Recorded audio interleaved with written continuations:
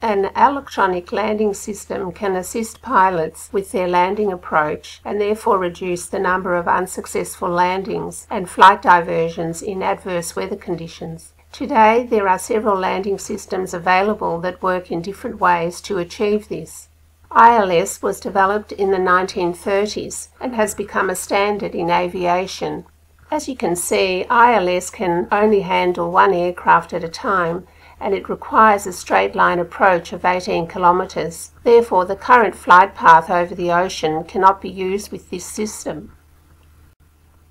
Modern systems such as GBAS or RNP, in contrast, are very adaptable. Not only can they handle several approaches simultaneously, but they can guide aircraft safely on several curved flight paths, such as our existing flight path over the ocean. A modern RNP system has been operational at our airport for the past 7 months, and it has already reduced flight diversions down to 13 or 0.05% of all flights. The addition of a $10 million instrument landing system, or ILS, which employs outdated technology, would require a major change of the existing flight path that would look like this. Almost 200,000 residents live in the large pink area and will experience increased aircraft noise levels of up to 65 dBA. Not so lucky are nearly 60,000 residents plus tourists in the red area who will experience much louder aircraft noise events of up to 74 dBA on a regular basis. This is as loud as a vacuum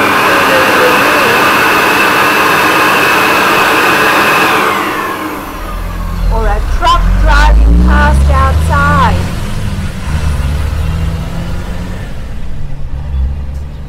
As you can see, most of our beautiful beaches and parks are under the new flight path. The blue circle under the plane shows the level of noise exposure. The brighter the colour, the more noise.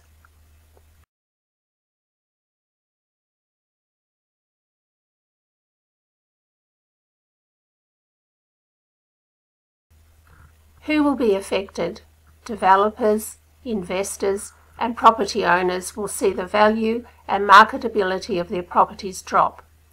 Cafes and restaurants with outdoor settings, almost 60,000 residents under a new flight path. Schools, churches, hospitals, nursing homes and medical centres, hotels, holiday resorts, and disappointed tourists who thought they could relax on the Gold Coast, children and shift workers who will not be able to get enough sleep, as well as families who spend their weekends at our beaches and parks. These are the projected growth figures over a 20-year period as documented in the Airport Master Plan. When the ILS goes ahead next year, we will see 7.2 million passengers and 12.3 million in 10 years' time. Subsequently, the use of the ILS flight path grows over a 10-year period to 15 planes on a sunny day, to 61 planes on a cloudy day, and from 82 to 151 planes on a bad day. Here we have the frequency of flight arrivals.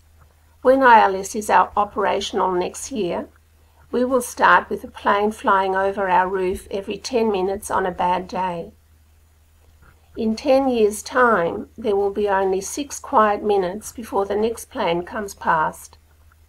And in 15 years' time, our children will hear a plane every 5 minutes. People who support the proposal believe that the change flight path would only be used in bad weather.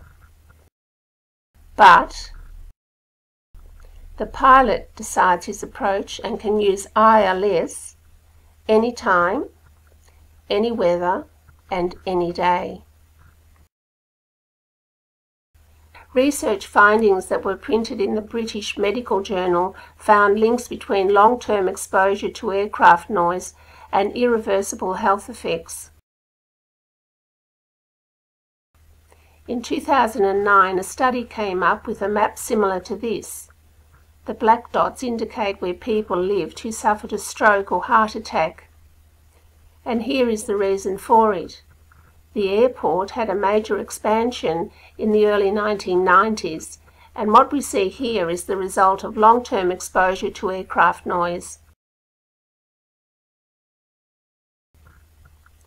A 7-hour night curfew is not enough for a child that needs 10 to 12 hours sleep. In addition, the curfew has several exemptions for smaller jet aircraft, freight planes and priority operations, and even some passenger planes.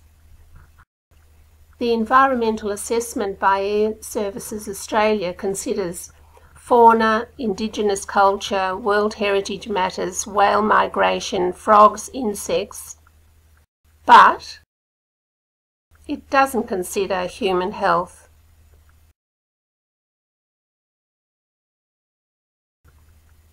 Do we really want this over our beautiful city?